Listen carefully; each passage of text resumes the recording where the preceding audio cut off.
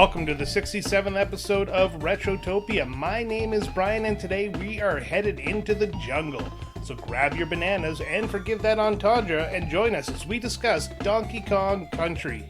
But before we start everything, I just want to say if you want to stay with the intro, we do some comments, catch up on life, and then a little bit of a gentleman's interlude. But if you're here just for the talk, skip about 15-20 minutes down the road and you will get to the game chat itself. But before we start everything, I want to mention our social medias. If you want to join us on Twitter, Instagram, Blue Sky, YouTube, Discord, you can find them all at linktree/Retrotopia.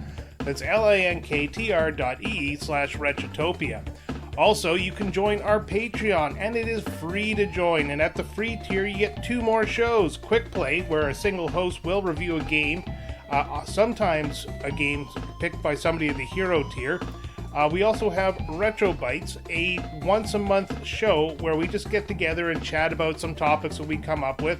And it's released about 15 days early on the Patreon feed, and it also has an extra topic. You'll also be able to suggest topics for polls, and we have a poll going on right now if you want to join the Patreon and vote on that for a game we're going to be playing in an upcoming episode. We also allow you to comment on the game of the week and write into the host of every episode on what we call the 9-bit banter box because it's culturally elegant.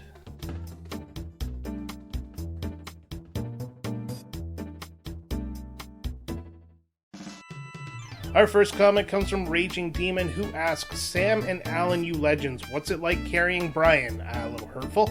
How are your backs? Also, be careful sharing drinks and shaking Brian's hands. Just trust me, he has more than cooties. Well, thank you very much, sir. Sam and Alan are obviously not here for the intro, so I'm going to answer on their behalf. They love me. I am a saint. Next question. Next one actually comes from Blaine the Hoagie Man, one half of the host of the Retro Riders podcast. Check him out. He asks, I just have one question. Do you like big butts? And remember, you cannot lie. Well, other brothers can't deny that when a girl walks in with an itty-bitty waist and a round thing in your face, I get sprung. But honestly, a nice butt really makes a man look meaty, especially as a carnivore. Yummy.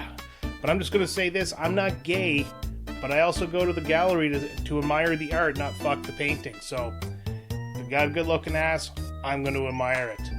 Next question comes from Joe Fettuccini, aka Wildcard, because I'm going to slowly phase out that Wildcard name, because fuck you, Wildcard.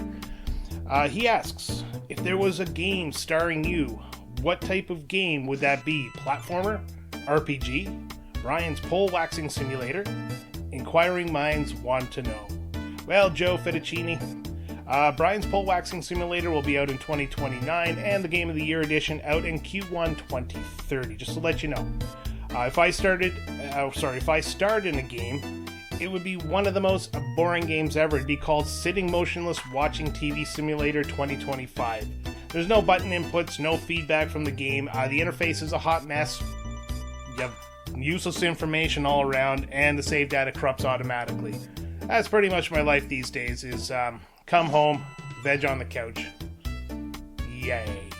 Next question comes from Guy Who Does Things. He asks, okay, I asked Alan previously what game he's looking forward to in 2025, so now I ask you, what game am I looking forward to in 2025, and why is it Ghost of Yotai?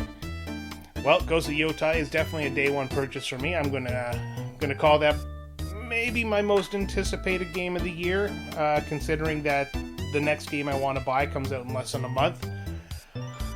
I'm going to go down a list here of games I found that I will probably buy, but not guaranteed, because the first one is Assassin's Creed Shadow.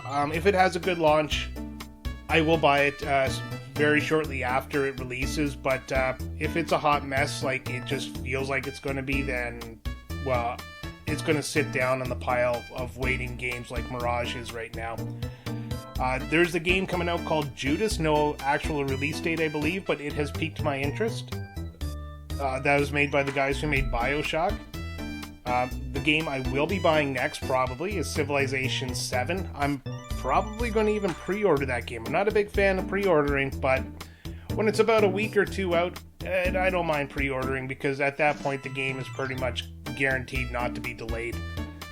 Then there's a game that was announced at the Xbox Direct called Expedition 33, and it kind of has me salivating, but I was going to wait to see how the game reviewed, but it's probably coming on Game Pass. I didn't confirm before starting to record this, but I have Game Pass. If this is on Game Pass, then I am going to play this game. Also, on the Xbox note, Fable is supposed to be coming out this year, and that'll probably be a day one purchase, unless, again, of course, it's on Game Pass, and it'll be a day one play for me. Grand Theft Auto 6 is coming out, if they don't have that ridiculous $100 price tag that was rumored by that guy in the news the last couple of weeks. Absolutely. Love GTA 3 through 5 right now. 6 is probably going to be no different. The Lunar Remaster Collection is coming out this year. I have Lunar the Silver Star Story Complete on the PlayStation 1 and Lunar 2 as well. So these will probably be something I pick up because the boxes are starting to get kind of iffy on my originals, and I just don't want to do any more damage to them trying to get the games out and stuff.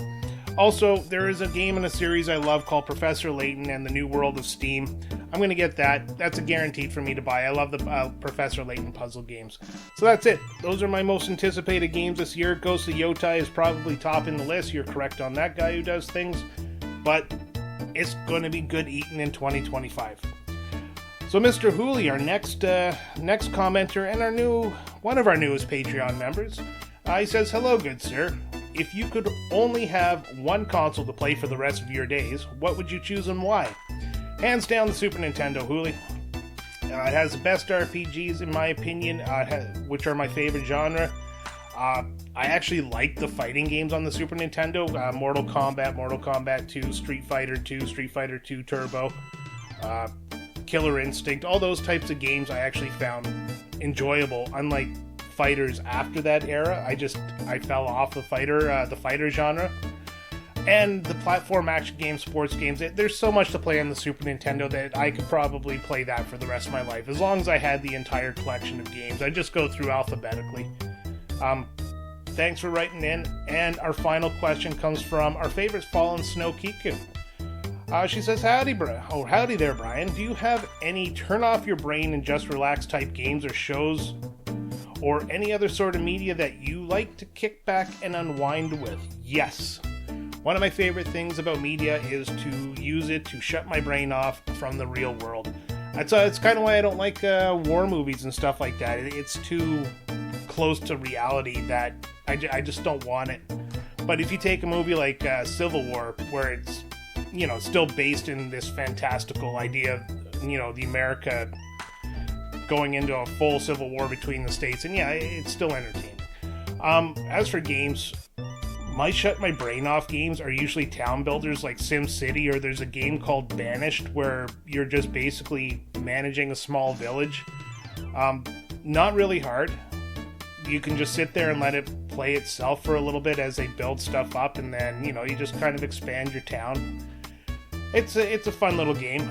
There's also non-action puzzle games like Donut County. I had played on Game Pass there. It's a little indie where you just have a hole and you put the hole underneath stuff and it drops into the said hole and the hole grows bigger and you're just kind of cleaning up the level. Not a really hard game, but it has a good story and I love it. And there's also the survival without zombies. I don't know why every survival game nowadays has to be based around zombies, but there's A Long Dark, and it's a Canadian company. I fell in love with this game. I sing this game's praises from the rooftop. Fantastic game. They have episodic story going on, 4 out of 5 chapters released. They have a DLC released, so it is just a fun, relaxing game. You go chop wood, build shelters, find stuff, explore. There's nature that's your enemy. It's not zombies, like I said. I don't like survival horror games where you're like building a campfire and then all of a sudden the zombies come out of the woods. Not for me. For TV and movies, mostly old shows. I tend to have a bad habit of going through shows I've watched before. I've just finished watching Scrubs. I'm going through half of The Simpsons right now. I did Rick and Morty again because the season's upcoming. Yep, shows I've already watched allows me to just put it on in the background and zone out. And right now, actually, probably my favorite show I'm watching right now is Dragon Ball Z. My son got into it, and, well, I kind of dragged him into it. Getting him off of, like, that brain-rotting TikTok, YouTube Shorts type of stuff. I wanted him to sit down and actually watch a show with a story, and he kind of got hooked on it. So the night before I'm recording this, we would normally shut him down at 9 o'clock, and then we'd watch Dragon Ball Z for an hour before he went to bed. Last night, he went for his shower, made his lunch by 7 o'clock, and we watched Dragon Ball Z from 7 p.m. till 10 p.m., and he was right into it, so I love it. And for new shows, Shrinking and Severance on Apple TV, both those are fantastic shows. They hooked me right away and made me want more. Severance right now is pissing me off because it's in season 2 and I want all of it, not just weekly episodic drops. So that does it for the 9-Bit Banter Box. Thanks everyone for writing in as always. I posted something in the Patreon. We're going to start looking at the length of how long this segment goes. Looking at it right now, I'm at about the 11-minute mark, so I want to keep the intro under 20 minutes. So if you write in and all of a sudden you notice your comments aren't getting read, we're going to try to rotate them to keep them fair, but we're going to start trying to keep this neat and tidy so that every episode is more consistent. Just something to look at in the future. Right now, no major plans. We read everything we get. Thanks for writing in. And we hope you keep writing in, and we hope you keep enjoying. And if you want to write in, again, join the Patreon. Or if you just want to talk to us, join our Discord. You can find it at the link tree. So, real quick recap of what I've been playing. I've been playing Wild Arms. I restarted that for another podcast. I have Altered Code F, which is a remake of it, which is way better. And I keep forgetting how frustrating the original Wild Arms can be. It's not that it's hard, it's just the newer games have better mechanics, like Wild Arms 2 and beyond, and Wild Arms just lacks one of the mechanics I really like, which is being able to skip some enemies when you're too far ahead in the level and their experience is not worth it. But it is what it is. I'll keep playing it. We started a game for Valentine's Day on February 14th, which coincides with a special episode. Ironically, but we love it, so we're gonna work on that, keeping it a little bit tight-lipped right now so that we don't ruin the surprise. And I've been playing We Love Katamari for a quick play that was suggested by one of our members at the Hero tier, and so far I'm liking it. A couple of things that are hard, but it's more just me getting used to the controls. Other than that, great game. What do we got in the pipe? Well, we're caught up on quick plays. Finally, we've turned it into a bi-weekly show because, honestly, we were struggling to keep up with the amount on a weekly show because you have to play the game and record it and then put it into the queue. By doing it bi-weekly, we've managed to keep a good flow going. Last one I loaded up was Radiata Stories. I believe that was for Radmac who requested that game. So if you're waiting for that, that's in the queue now. Expect that in the next few weeks. So that's it. That's everything I've been playing and now what we got coming up. And now before we go any further, we like to give the floor to Alan. So we can enjoy that sweet British voice on something we like to call the Gentleman's Interlude.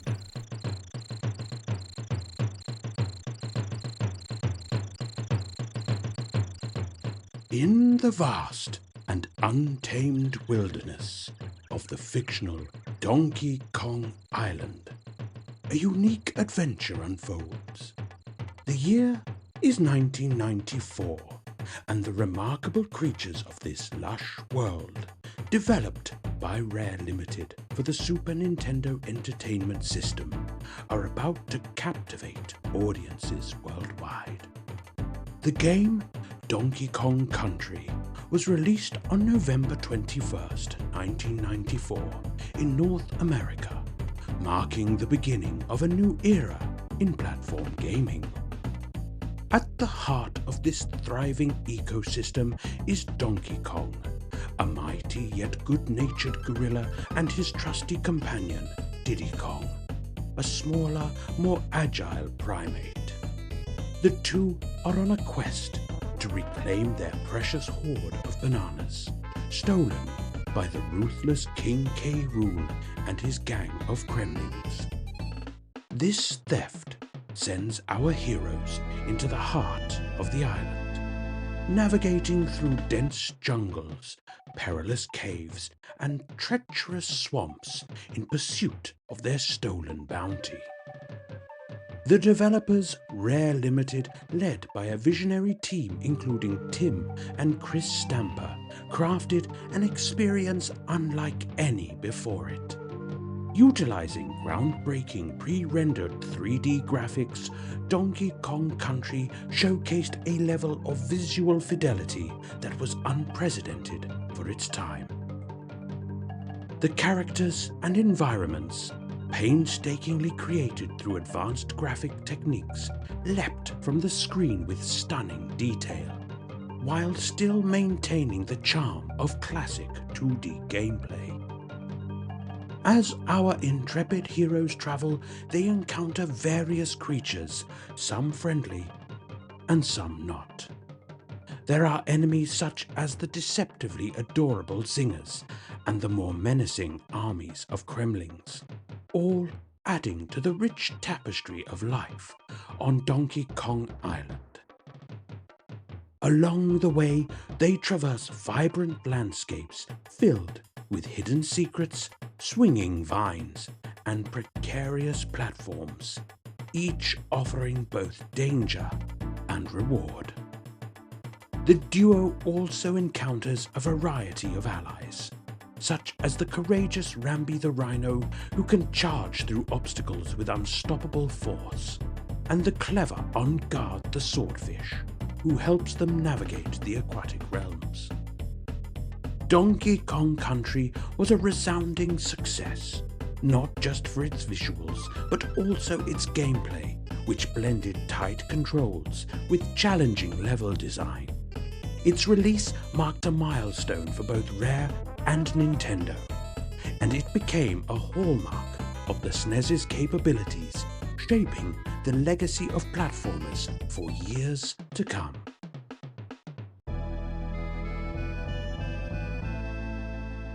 Thank you, as always, Alan. Love that gentleman's interlude. Something he does on his own. He puts it together. Very good. He wants to be a voice actor. Hire him now. If you don't, then, well, you hate voice acting. So let's get into some comments before we get into the game. And we got some beefy comments here, so let's get right into it. Starting with Randy Barrage. He said, I did not own a Super Nintendo as a kid, but I played the absolute shit out of this game growing up with my cousins. Language, young man. The platforming just feels right. The music is iconic, especially the underwater levels, and playing this game with a buddy is just the best. However, those damn barrels in the winter level, that one jump in the minecart level, the poison pond as a whole can eat my banana. The entire original trilogy has a special spot in my gaming heart and easily has a place in the Mount Rushmore of platform gamings. Well said. Blaine the Hoagie Man says, okay, so picture this. The year is 1994 and Hoagie Man has yet to get a Super Nintendo. But then one day I walk into homeroom class at school and my one classmate is sitting there reading a magazine. So I'm sure I asked him what it was and what he was reading because there was a giant gorilla on the cover and he had to let me know it was a player's guide for the game called Donkey Kong Country. After letting me look at this book and seeing how bright and colorful everything looked and telling me that it was this was a Super Nintendo I didn't have yet, I went home and begged my mother to get a Super Nintendo and this game. Of course, I got the usual, but don't you already have a Nintendo? But I explained to her that it's new and I'd like to get it. Fast forward to Christmas of '94, after opening my brand new Super Nintendo and a few other Super Nintendo games, I did open my own copy of Donkey Kong Country. Since then, I've probably played this game and its sequel each over 100 times, fully completing them each time. I will always love the gameplay, the music, the locations, and the level design. Yes, they can be kind of difficult, and they aren't for everyone, but I feel this game and its sequels are the epitome of get good, and they will always rank highly in some of my favorite games ever. Wow. Gonna take a second there. That was a long one, and we got another one from Radmac. Radmac, also one of our newer Patreons. He says, I will forever wonder why people didn't compare this game more to Sonic. It's made for speedrunning for many of the levels. If you just hold right and time everything correctly, you can pretty much perfect a run. I would argue it's actually faster than Sonic, hot take, but far more fun and just a better game. Where Sonic's success is really just the graphics, music, and mascot with trash gameplay, which is why it's a perfect franchise for film and cartoons but not games. Donkey Kong Country has all of those, but an actual fun game that isn't predicated on being fast and breaking the promise every time you have to stop and slowly platform the way that you do in Sonic. Oh, I'm starting to like you. Getting away from the fuck Sonic sentiment, the DKC games, particularly 1 and 2, are some of my favorite games of all time. I'm not even a fan of platforming games. I'm lukewarm at best on Mario, but goddamn are these games good, and they started with this one. The only downside was the repetitive bosses, but the animal buddies, level design, game mechanics, mascots, graphics, and that so incredible score by David Wise, one of the GOATs, will always have a special place in my heart. I play through DKC about once a year, and it always stays incredible. Another long comment, a lot of great information in there. I love the Sonic hate. Feed my desire to hate that blue hedgehog. Which I don't actually, but I just like to bug Alan. Alan, I'm going to read that comment for you again. I'm going to clip that comment and read it just for you. Okay, I've got one final comment because I'm getting right to the end of my time here. This one is from Mr. Hooley, and it is a 2-sentencer. It says, one of the best games ever made with an absolute fire soundtrack. I have fond memories playing through this game with my dad as a kid. P.S. Fuck the ice world. That area drives me bonkers. Me too, buddy. Me too. So now I'm going to start a little bit of music, and we're going to get into the game discussion here. So thanks for joining us. Thanks for all the comments and everything. Let's do this. So we are going to be talking Donkey Kong Country, developed by Rare, published by Nintendo, released the 18th of November 1994 for the Super Nintendo Entertainment System, and later on the Game Boy Color and Game Boy Advance. Thanks for listening. We hope you enjoy the show.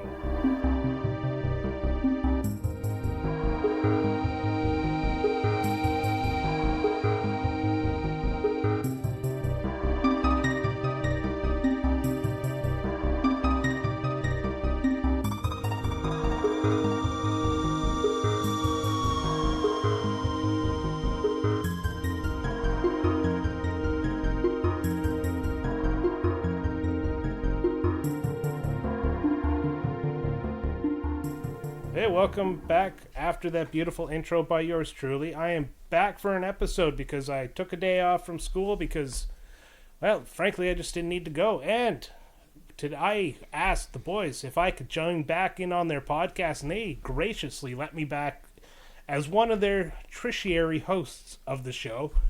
And that's all for me talking today. Boys, how are you? Who the fuck are you? That's gonna be it. Yeah, that's it. That's all I get. I gotta go back to class now. This intern's pretty good. I like your style. Yes, I'm good. I'm brilliant. I'm 70% less fucking stressed than I was playing this game. And 25% more whiskey right now because you spilt it on you. I did. I smelled delicious. Best you don't know. Okay. Worcestershire sauce. Oh, it's that. Okay, cool. That's a nice, good Worcestershire sauce. Okay. How you doing, Sam? Yeah, doing great. I love this game. Let's talk about this game. Yeah, let's talk about the game. Where do you guys want to start? I want to start with the graphics. I like the graphics. Nothing, guys. Nothing. I listen. Well, I wanted to start with personal. Like, I mean, yeah. Did you guys play this growing up? Okay, I'm a little bit rusty. All right. Jesus. Did you guys play this growing up? Let's start with Brian. Brian, shake off that rust. Did you play this game growing up? Of course, I played this game growing up. First rented, then purchased. Nice. This was a staple on the Super Nintendo. The 3D graphics were fucking mind-blowing at the time. Fun little platformer, way better when I was young. A little bit A little bit different as an adult, but I love it. Are you guys whispering to each other? I hear. I No. hear that too, a little bit. Yeah. Fuck knows what that is. See, there you go, Brian. I mean, you've got to give a little bit of foreplay before you get into the main event. Yeah, I know. Yeah, you can't just jam it in. You can't. Jesus Christ! I'm gone for like 3 episodes, and you two act like you're Just fuck off. Put that banana away, and we'll take it slow. I would It'll say be a cold day in hell before I let go of my banana. I also played this very briefly as a kid. Like, I think we owned this game back in the day, and I don't know if it was a case of I played it, I loved the look of it, I loved the sound of it, but I could not get very far in this game whatsoever, and with good reason. And I guess maybe it was a game that, because I just replayed the first couple of levels over and over, maybe I just got bored of it and moved on to something else. But definitely owned it, definitely played it, definitely did not do very well. Yeah, I didn't play much of it. I like it. I love it. It's a great game, but like I never had a Super Nintendo, so this is something that if I was at someone's house that had a Super Nintendo and they had this game, it was kind of cool to see. But again, I didn't play a ton of it. I had Donkey Kong Land on the Game Boy, which is not the same. Oh, certainly isn't. No, that was like my consolation prize. Like, I had Sega, so I couldn't play Donkey Kong Country, but like I had a Game Boy, so And Donkey you had a Kong Sega. Land is good. You had I a did Mega have a Drive, Sega, so you win. Yeah. But I also remember being fascinated with just this game and just Nintendo games in general, I would say, because I don't know about you guys, but in elementary school, or maybe you guys call it primary school, We do. the library used to carry Nintendo Power, which was fucking awesome. And I would check them out and just page through them and they would have like the full printouts of the levels. You guys remember those? When they would... Oh yeah. Yeah, I would just look at those and just kind of like follow through, like trace through with my finger, like all the way through the level and stuff. And That's Donkey Kong Country awesome. was one I remember. Yeah, and I experienced the game that way, just like looking through the level design, and I thought that was really fun. So yeah, this makes me sound like I was like some neglected child who didn't get to play Donkey Kong. Like I got the shitty pretty Game Boy much were. version. Yeah, I got the shitty Game Boy version, and I had to like check out, like the level design from the library and just like listfully look at it.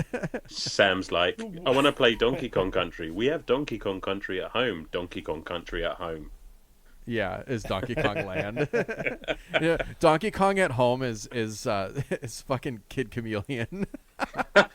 Mom, Dad, all the kids are playing Donkey Kong Country. No, you'll play Sonic like a big boy. Yeah. We're a Sonic family. And then your dad proceeds to, hit you with Right. a belt. Yeah, pretty much. No, I was. That's why was you not- got to I go was not- fast. I was not hit as a child. But yeah, no, that was my experience. But I've always been fascinated by Donkey Kong. I like the character. The graphics are great. Now, Well, then I like you want that to you talk said about the I was- graphics now? Go Well, for I it. just want to say I'm happy that you said I wasn't hit as a child, implying that you've been hit as an adult. So Yeah, no, as a child, yeah, that's just once you hit 18, your dad, off comes the belt. Wha-cha! yeah. Sometimes I have to put him in. I have to put him in his place. Yeah, just- and it would leave like this giant welt on his back that looked as good as the graphics in this game. Oh, Oh, there's what a segue. that was the No, most but, creative one yet. Yeah. It's so Kind of where I wanted to start. I know I was a little bit off topic, but I just want to say the graphics in this game hold up I love it. far better than some PlayStation games. Phenomenal. Do, do, do, do, I do. I thought the same thing.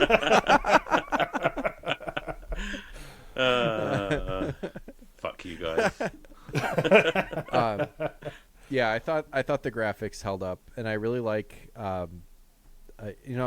some of it's very colorful and some of it's not. I'd say like if I had a criticism of the graphics, I think that sometimes the palette is a little bit dark because you get past the jungle, and actually in the jungle, like night falls or like it starts to rain or you're in a cave. So it's like, okay, like yeah, we're in this bright, vibrant, green, colorful jungle, but then also, you've got the mine cart and you've got the levels where it's raining and all that shit, and then Oh, the snow level. God, that mind snow fucks levels. my eyes. Oh, Yeah, as beautiful as the graphics are, they can be a little bit. I don't want to say monochromatic, but like dark or just kind of like samey types of tones.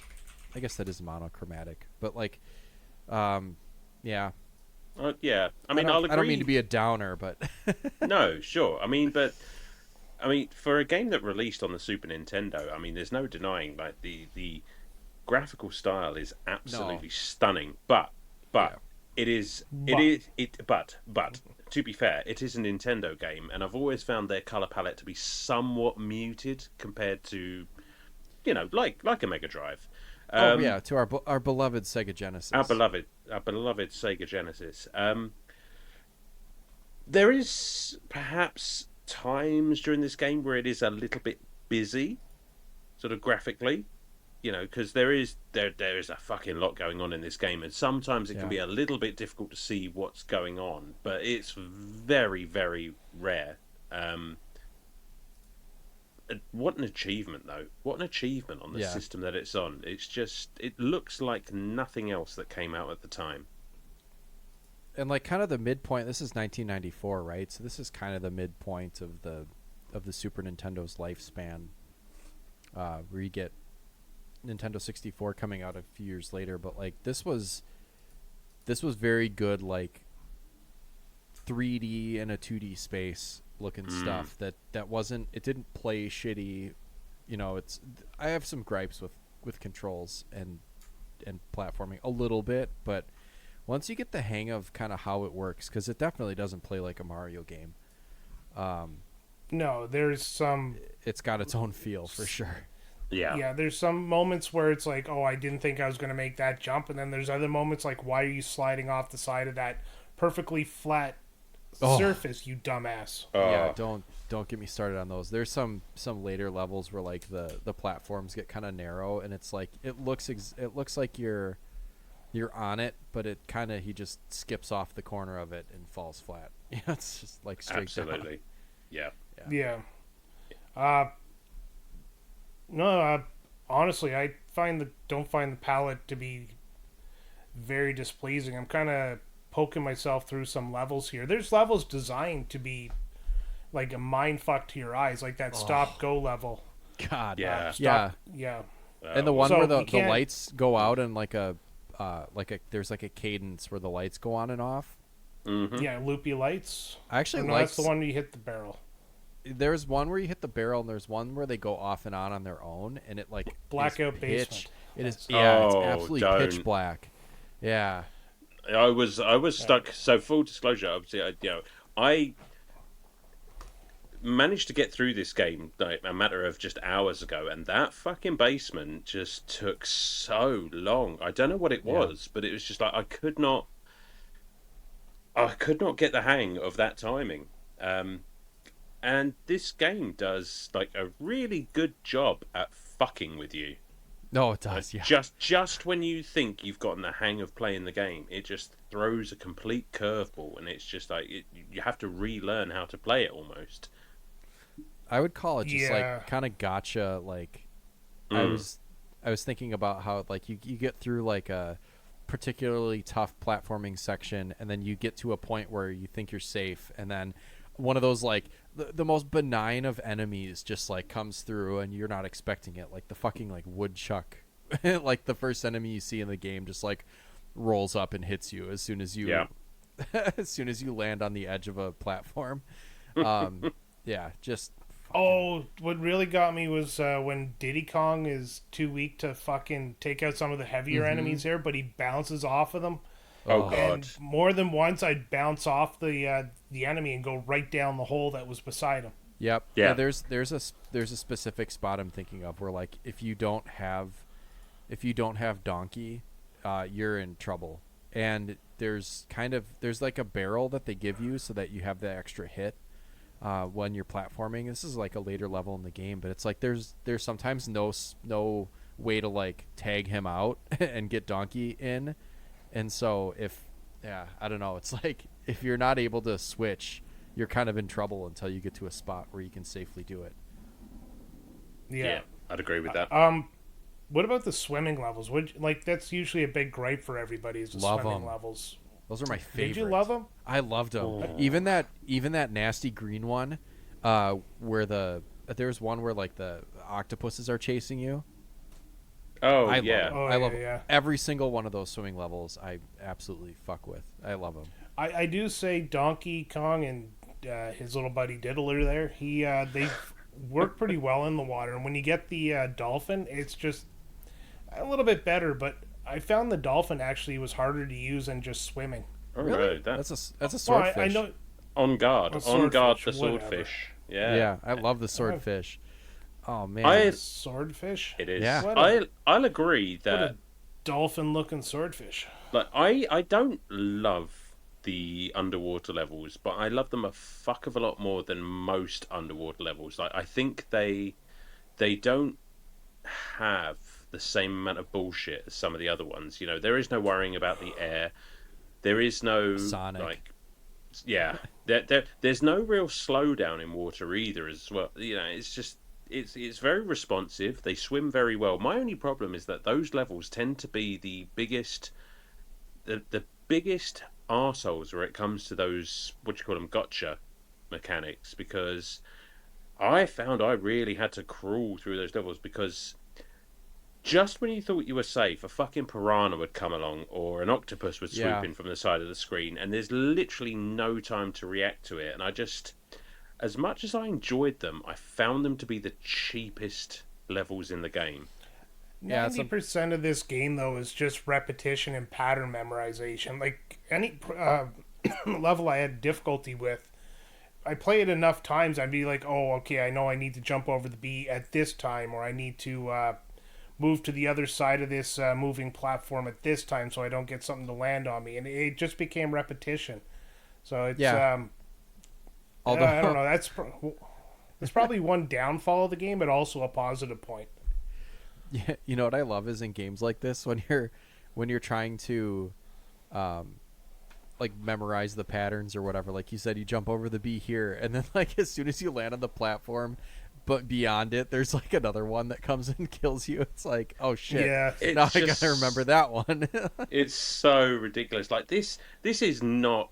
I mean, I know people do, and I'm sure there's a healthy community of people who do it. But this does not feel like a speed running game. Like there is you cannot, or at least I cannot go fast in this fucking game whatsoever. Oh, you can go fast enough. I mean, yeah, speedrunning, like I said, is just pattern memorization. Of If you know course. what's going on, you can systematically disassemble every level. But there is so much that's just there to like literally, like Sam was saying, just like, oh, you think you're safe, do you? Well, here you go. And it's just, I would get caught out every single time. You know, maybe it's the reflexes of a 40-year-old man. Who knows?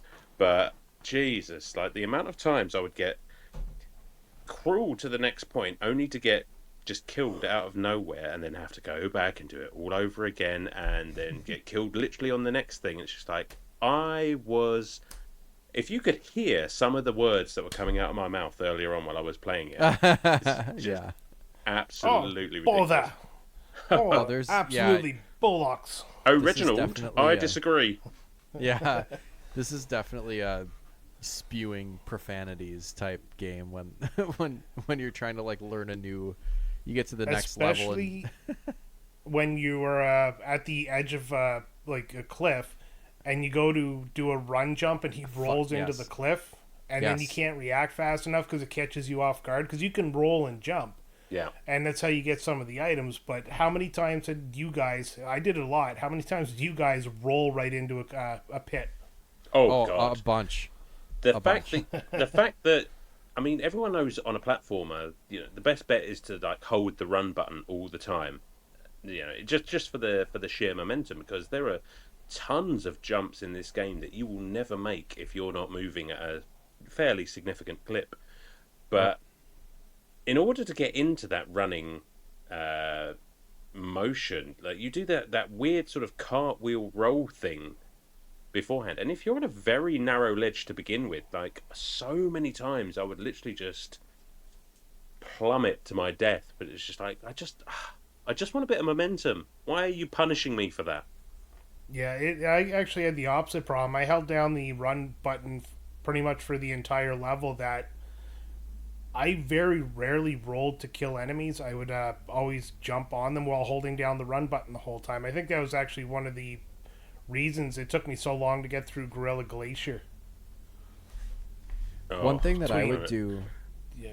because like the rolling does suck. If there's a way that you can kind of jiggle the D-pad, you can kind of use the D-pad to kind of roll in place a little bit. It kind of like stops your momentum, and he just kind of does the roll in place. But on a very narrow platform, if you're right on the edge, that doesn't always work. What I would end up doing sometimes is like jumping and then holding B while, or whatever the run button was. I think it was actually Y.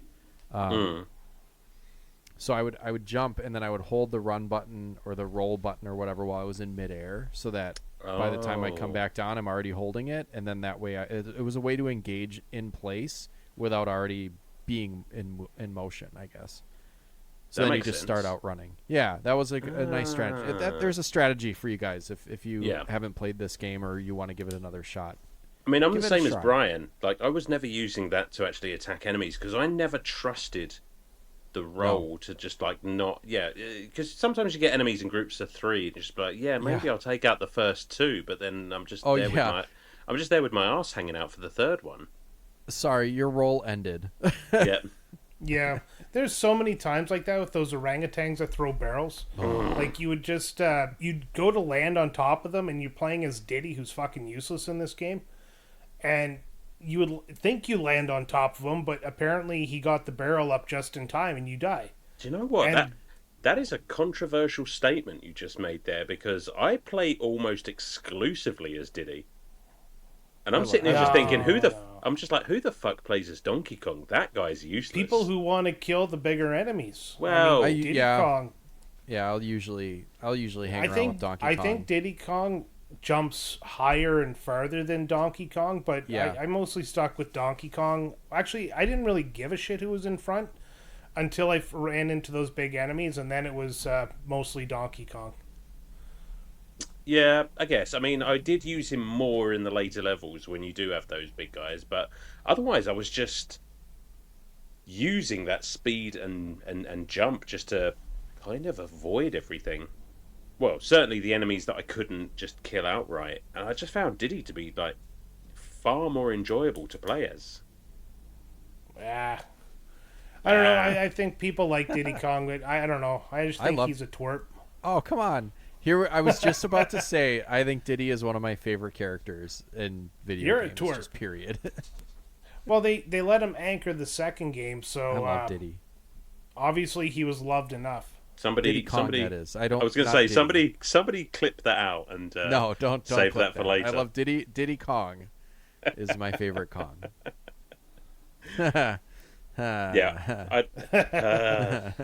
I'd agree with that. I mean, that kid can move, and I appreciated that. I mean, and I enjoyed the mechanic of. I mean, you get effectively 2 hits before you die if you've got both Kongs, which is a kind of intuitive and very interesting way of, I guess, having a shield almost. I thought that was really, really clever. Because God, you need both of them.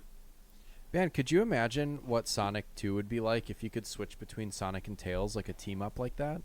I fucking thought you could when I first played it. Yeah, I know, and you can't. No, Tails just sits there and it's like, Sonic, you're gonna die, and then just watches you die. I mean, yeah, you can't switch in the levels. You can play as either one of them, but yeah, you can't switch between them on the fly. You can't. So No, not like a team up, like a tag team, like Donkey and Diddy. No, which is they just give each other the high five and swap over, and there you go. That is cool. I love the swap animation, like tag out. I love all the animations in this game. It's just This game is really smooth. it's so smooth. It almost looks like claymation, that sort of, Yeah. I don't want to say like Wallace and Gromit kind of. It's just got that smoothness to it, and it's just, I don't know, just every character has so much character. They're all very well animated. It's wonderful, a joy to look at. As speaking of animation, the only jank I really found was in there's those levels. It's not the mine cart, although I think it happens in the mine carts too. But the ones where you're standing on those like elevator platforms, and there's one where you have to like continuously refuel by getting those barrels. That's a cool level too. I like that level. That's one of my favorites. But there were times when if you would lose a Kong, the platform would stop and the other one would kind of just like not quite, like I was kind of having trouble like getting the second one, the swap between the two when one gets hit was a little weird, especially when you're on like a moving platform, because it would kind of freeze the game to do the animation and then cut it back in a like when you're not really ready for it. Yeah, and I think the momentum can really fuck you over there. Just launch you off the screen. It happened. It happened a lot, and I think it just depends where you are when you get hit. Yeah, there's spots where if you get hit by an enemy in midair, you lose both your Kongs, because like one gets killed by the enemy hit, and the other one just like gets thrown somewhere and doesn't land in the right spot. Absolutely. Did you guys notice how many levels started with a secret at the very beginning? It was a bunch. I'd say for the better part of all of them, save for a couple. Like, you go taking the first level, you go back up into the hut. There's a free life in there. The first Egyptian temple level, you go back and you find a barrel that shoots you up, and you get other stuff. Mm-hmm. But it was always worth just double checking the beginning of the map just to make sure you didn't miss a secret. Yeah, the swim levels where like you swim directly up and there's the K, and it's like not a place where you would think to go necessarily. How many levels did you finish with like trying to get all the Kong letters, and you ended up with like Ong? It was like, where the fuck was the K? I did not even try. Yeah. Yeah, I got a surprisingly large amount of levels completed with Kong up until the glacier level. From then, it was hit or miss, and I think I got more than half of the glacier world done with all of the Kong. After that, I said, fuck it. And then I kind of lost my composure, because that's the point where I was game overing a lot. Yeah.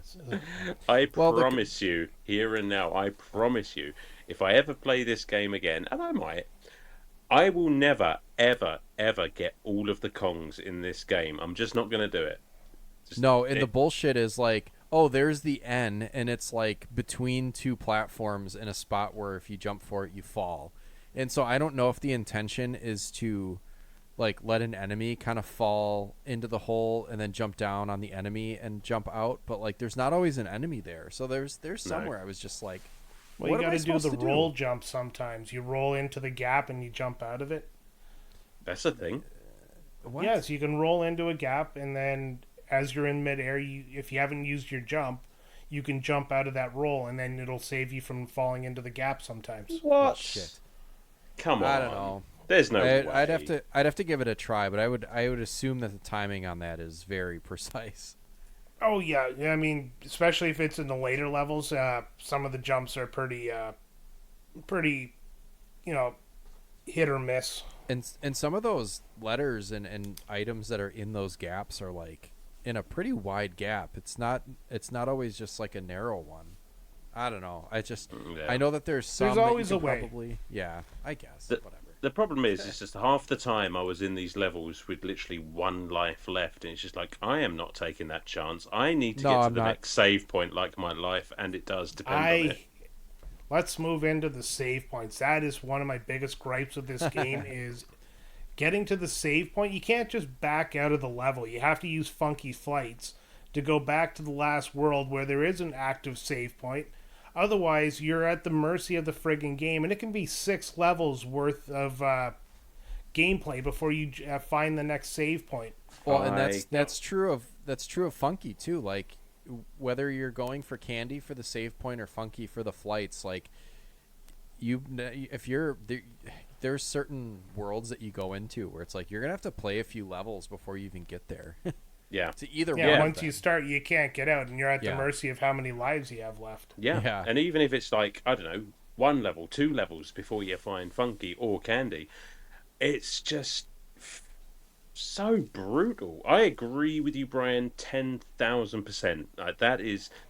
That for me is going to cost this game at least a point, because when I go to an entirely new world, there should not be a risk of me game overing and having to go back and fight the previous world's boss again. What is that? Come on. The bosses were pretty easy though. Yeah, I mean, Yeah. arguably the easiest part of the game, but it's just like, Yeah. it really sort of makes you like not want to carry on. And I know I sound like I'm really shitting on this game, and I do really like this game. This is probably the most conflicted I've ever been on any game we've covered.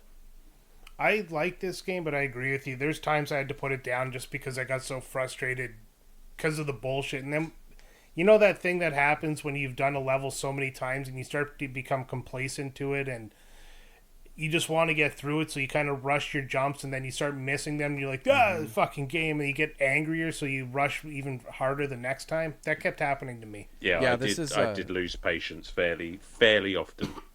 This is a game that, like, really, like, if you get kind of either, like, in your head or just kind of, you know, it kind of gets under your skin, you will not have a good time. Yeah. I don't know. I was trying to think of, like, I couldn't fault, full disclosure, I mean, just to save time, really, mostly, I use save points. And on some of the really challenging platforming or jumps, just because I hadn't completed this game before, I used rewind a little bit to, like, kind of practice some of those, like, tougher sections, just to kind of see, like, what do they want me to do here.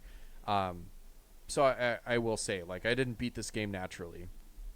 Oh, you save states? I use save states, yeah. And a little bit of okay. rewind, but not a ton. But, I mean, it's there. I mean, it's there to kind of sharpen the, like, just, I mean, it takes time off of, you know, you having to just sit there and quote unquote get good or do whatever. But I tried to put myself in the, you know, in the original position of, like, in the 90s playing this game. This would have been a perfect game to, like, sit with a friend and take turns trying to get through, and, like, you can kind of strategize, like, all right, we're gonna get, once we get to the next candy, we'll save, and then or like once you get to the next funky, you take the plane back to the first level and you grind a bunch for lives, and then you come back to where you were. Because funky, like, as annoying as it was that funky wasn't just always automatically available in every world, at least once you got to him, you didn't have to pay anything to use it, and you didn't have to pay to save or anything. Like, it's all just kind of there once you get to it. So if you needed to go back and stock up on lives once you got to that point, you could do that, and then you could take as many times, you know, as many turns as you needed to, you know, get through whatever levels. I don't know. I don't find too much fault with it. I think it's just a product of the time. I'm embarrassed to say that it was only on this playthrough that I realised that what I should be doing is actually using funky to go back to a previous world and saving there. And that's kind of embarrassing. But like, Candy Kong became, and it's probably my literal favourite character in the game, because whenever I saw her, whenever a shack opened up, I was just like, oh, thank God. Because at least now, and I tell you what, there is nothing more relaxing than the first level that you play after saving at Candy Kong Shack, because you're just like, oh, you know, I might game over here, but it's cool, I've just saved. It's literally the best feeling. Yeah. But one thing that's shitty about the saves is that when you fire the game back up, it starts you back off with just 3 lives or whatever you start with as default. So if you've gone back and, like, say you're like, oh, I'm going to stock up on lives and then just save quick and then I'll come back to it later. Like, when you turn it back on, it's going to be back to however many I noticed that one. That one kind of ticked me off. You know, get through World 1, good little run. All right, I'm just going to turn it off for the night. And come back. It's like, where's my 15 fucking lives? Gone. Oh yeah, see, Yeah. I never had that many lives in the game, so it didn't bother me that much. It's just Well, I like, had it at the end of the first world there, and I thought I'd just carry on with a good amount of lives, but nope. This game said, fuck you. I guess I just suck at Donkey Kong. It's a hard ass game. Like It it's is. Yeah, not. it's. Yeah, It's almost trolling in its difficulty, as we've said. It's just, Well, there's times where you make a jump and you make a miracle landing on an enemy. You're like, oh, I thought I was dead. And then there's other times like, yeah, I got this motherfucker. And you die. And it's bullshit. Or the mine carts. Like, we didn't talk about those. I enjoy the mine carts. I love the mine carts. Yeah, really fun levels, but there's times where you're jumping the mine cart and you just clip the tip of the friggin' obstacle that you're jumping, Yeah, and you either lose one of your Kongs or, you die. It's just, it's frustrating. you It's never very want to clip your precise. tip.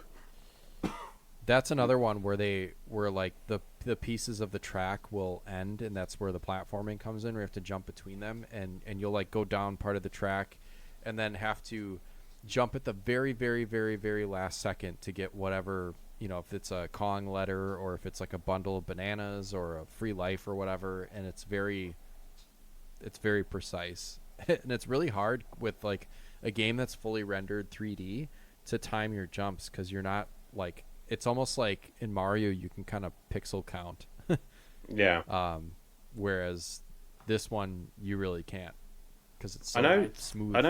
I know the because they're quite notorious. The minecart levels in this game. It seems to be something that a lot of people focus on. But I genuinely found like those to be, I mean, if not some of the easiest parts of the game, but certainly the most enjoyable. And I didn't really struggle with them too much. I don't know why. It's literally everything else except for the bosses that I had trouble with. But I mean, the carts kind of give you that natural momentum, so you don't, at least you don't have to worry about whether or not you're going fast enough. It's just a case of timing.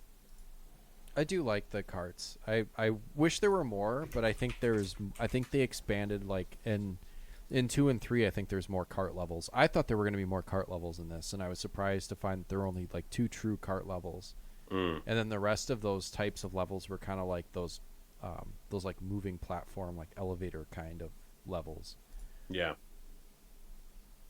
Yeah, which says a lot, really, because they only rely on 2 of those cart levels, and you think, well, that's not a lot of variation. But something that this game does astonishingly well is just mixing it up in almost every level.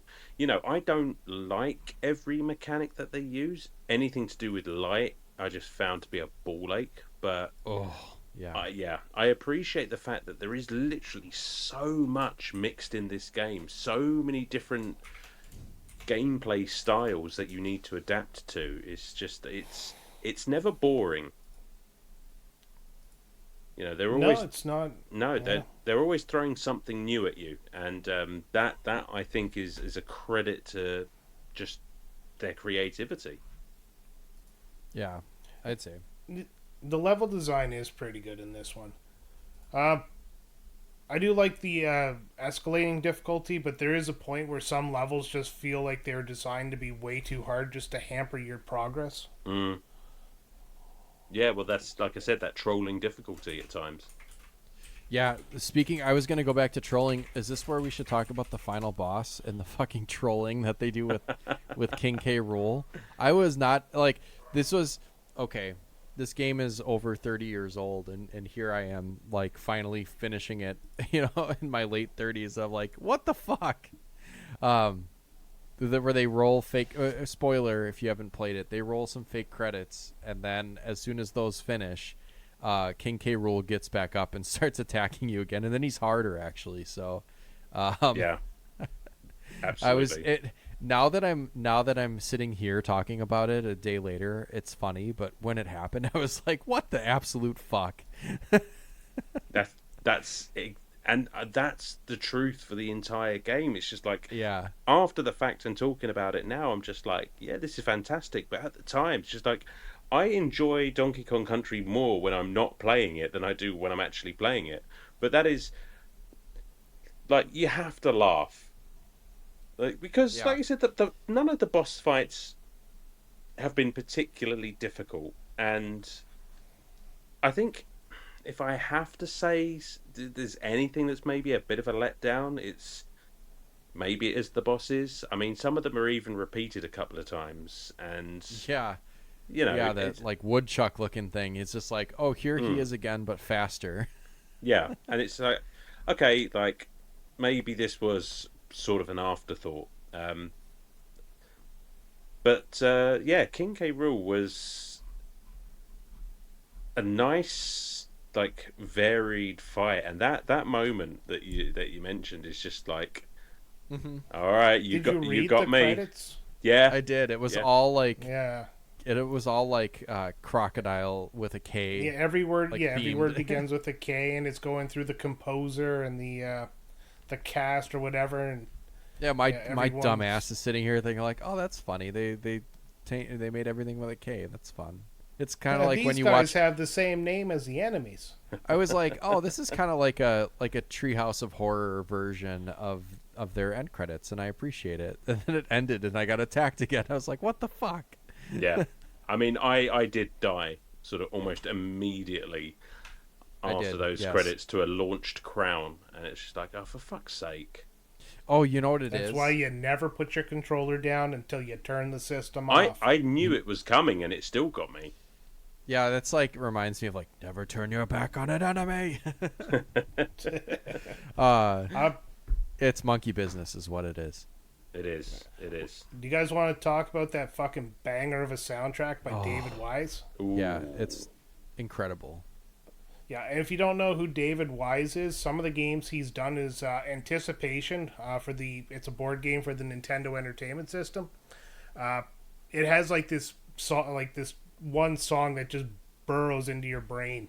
He also did Marble Madness, Cobra Triangle, Battletoads, California Games. Like this guy's done everything. He's done all the Donkey Kong, Smash Brothers. Still making music today. Damn. His next game is called 99 Fails. Wow. 99 fails. That's like what And the bitch you could ain't call my wrong. playthrough of Donkey Kong. Yeah. Yeah. Oh, he also did Donkey Kong Country Tropical Freeze, which you guys were like sucking the dick of. Yeah, I played that recently. That was a good time. I played that Star back Fox in the Wii U days. Adventures. Star Fox Ah. Adventures. I've been meaning to get around to that. I think I have it upstairs.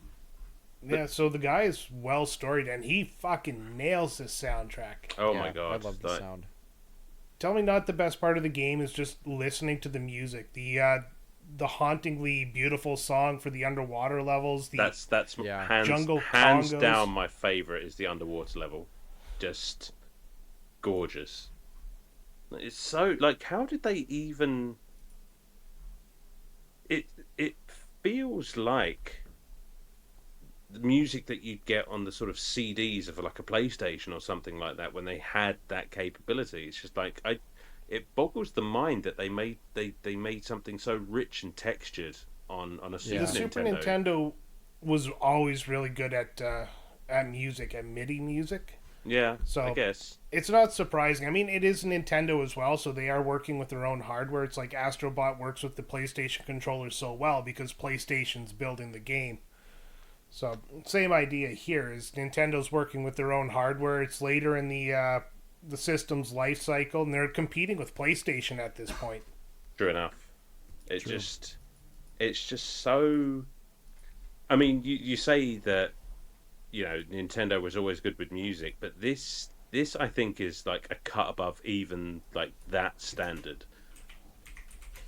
Maybe not as much of a like if this is I'm trying to make a comparison. Like if like your Super Mario is like your pop music because it's got the catchy hook. Like some of the tracks in Donkey Kong Country is like the Pink Floyd, where it's like maybe not like the catchiest or poppiest, but like man, you just vibe off of it. Right, you just I don't know if that's a good comparison. It's like it's like the jam band of You said Pink Floyd. That's all it'll take for me to agree with you. yeah.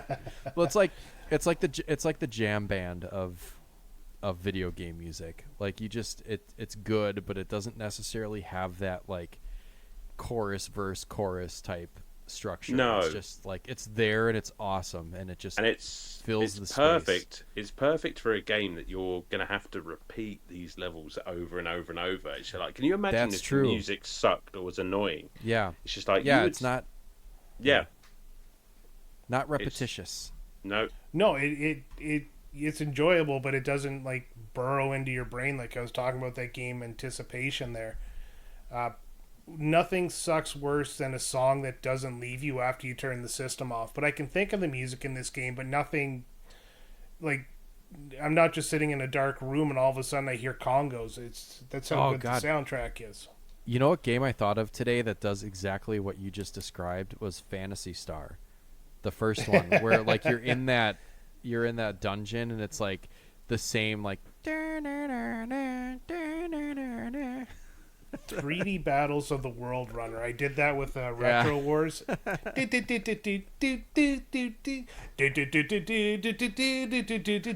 it doesn't go away. It's been a year and it's still there. And that was done by Nobuo Uematsu. Yeah, Oh. that was his demo tape.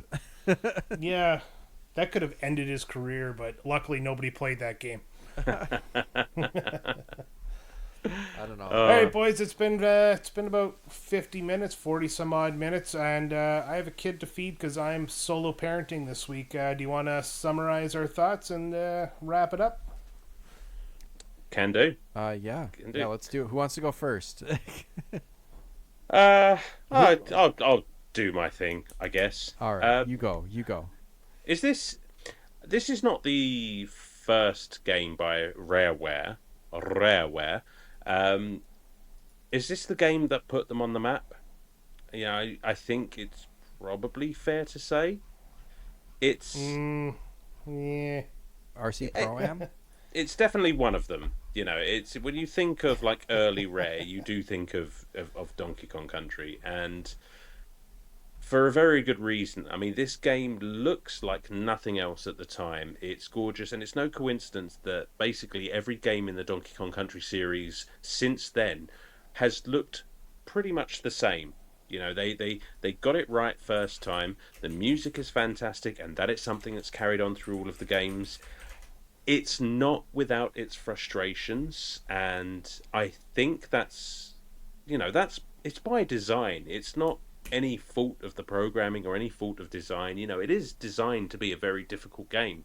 Like Brian said, it's something you're supposed to play over and over because, you know, end to end, this is probably only about a 2 or 3 hour long game. So, you know, you need that difficulty to get the most out of it. You know, there's tons of secrets, there's tons to find. You know, it's a fantastic example of a platformer that I absolutely love. Like I said, unless I'm fucking playing it, and you know that is where the rage starts to creep in, and I want to hate it because of that, but I just can't. It's in hindsight a fantastic game, and I think, talking it through, I think I was going to give it about a 7 and a 7.5, but talking it through, I think I'll give it an 8. I think it deserves it. An 8, that's a pretty good score. I'm going to go next. Yes, I just go wanted to ahead. bring up a point. RC Pro-Am, Battletoads, Sam's favorite Who Framed Roger Rabbit. Oh, what? All games made by Rare before Donkey Kong Country. So they had a banger of a list. Did they really Also, make that Wizards piece and of Warriors. shit? If you haven't played that, you got to play Wizards and Warriors. Anyways, summarizing this game, I absolutely remember this as a kid renting it and then eventually buying it just because it was so good. The replayability of this game holds up because, like every Mario-esque type platformer, you can always go back and play this again. It's not a new experience, but it's challenging enough that it gives you a fun experience. And being able to beat this game in a timely manner is probably like something young me just absolutely loved that I was able to do. Nowadays, I couldn't beat this in one go if I had cheat codes on. The music in this game is... Oh, yeah, and I tried to put cheat codes on my emulator. It just didn't work. But The music in this game holds up to the test of time. The graphics in this game are still some of the best looking graphics to date, in my opinion. And outside of all the negative stuff we talked about, there's really nothing I hate about this game. I mean, there's times where you miss a rope swing. There's times where you shoot yourself out of a barrel right into a pit. Makes me angry, put it down, and then about an hour later I get a yearning to play it again. I'm going to give this an 8.5. Just to outdo Alan a little bit and be a little more British than he is. Very good, sir. Very good. Well, pip pip. Will I be even more British? No. If you try this, now you're just copying a Canadian, which is kind of sad. I just want to find out, is being yeah. British giving something a higher score? Because we're almost universally pessimistic. So I feel like being British would be to like lower the score, but that's just me. I think I disagree. I disagree, Reginald. But Brian, I think you're just being Canadian, mate. I am. I'm sorry. Well, I would maybe give it an 8.5, but Rare made Who Framed Roger Rabbit, so I think they should get points off of Donkey Kong Country for the fact that they made Roger Rabbit. But they made GoldenEye, so, balance. But then they also made, like, we could go back and forth on this all day. Yeah. Sam, they made Sam, Killer remember, Instinct as well, and that's like one of the only fighting games I've ever, played. Natalia is Gemini. in GoldenEye. Remember that. Oh, there you go. And I'm bringing them down to a 5 for Jet Force Gemini. There's a Game Boy Advance game called It's Mr. Pants that I think I want to see if I can find. And they're back up again now. There it's we a go. solid 8.5. Let's go, Mr. Pants. I really genuinely had a great time with this game. I love the graphics, and here's a little blurb that I just found on Wikipedia. If you want to insert the Wikipedia sound clip there. I did look this up. Apparently that when they were making the character models for Donkey and Diddy, they went to the Twycross Zoo and looked at the monkeys, which I find heartwarming. I fucking love monkeys. Yeah, I loved it. I'm really. You said I heard that wrong. I love monkeys. I thought you said I love fucking monkeys. I fucking love monkeys.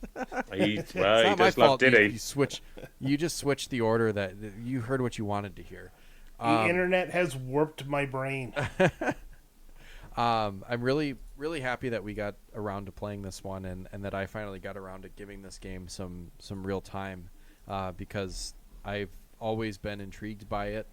Going back to my early days, and I don't know. I don't really. It's difficult, but again, like I think Alan said at some point, like if you fuck up, it's kind of your fault. And there's a lot of gotcha bullshit, but it's kind of like instead of getting frustrated, or if you find yourself getting frustrated, I would suggest just like in general, I guess, but especially for this game, like just give it a turn it off and give it a minute, and then come back to it, because I think there's a lot here that's just really, really fun, and even though there's like gotcha shit that they're trying to trip you up, there's a lot of fun here, even if you're frustrated. Just kind of work through it. I don't think that I think that frustration is maybe a feature and not a bug. Like it's not poorly made. It's made really well, and the difficulty is what it is. So I'm gonna stick with an 8.5. I think I'm excited to get more into like Donkey Kong Country 2 and 3. Like I said, my Donkey Kong was unfortunately Donkey Kong Land, which I think I should fire up and do a quick play of. I think that would be a fun little companion to this. So maybe Get look for that that swear in the future. button ready. I'm gonna claim that one. I'm gonna claim that one. I remember that being a tough game. Out of interest, Right. So yeah, Has 8.5 if you lost that in the shuffle. But yeah, has anyone else here played 2 and 3? I have. I've dabbled with them. Yeah. See, I've never touched 2 or 3. So We'll have to fix that in a future episode. But for right now, I say it's time we wrap it up here. And if you want to join in on the fun, you can over at patreon.com/Retrotopia, where you can join for free and get a couple of extra shows, make some comments, including comments to the host of the week and on the game of the week. As well as if you join the hero tier, you can make one of us play a game of your choice for a quick play episode, and you'll get to listen to those quick play episodes as part of your free tier of Patreon. So that is everything. I want to thank myself for showing back up again finally while these two carry the heavy load. Without me, this show has actually been progressing higher and higher and higher, and I have a feeling our stats are about to drop down. So that's not true. No, not at You all. you are the beating heart of Retrotopia, Ryan. that's what I was looking for. There we go. That's the good stuff. You're sure beating Well- something. Yeah. All right, who wants to send us off? Oh, I got you, buddy. Thanks for listening, guys.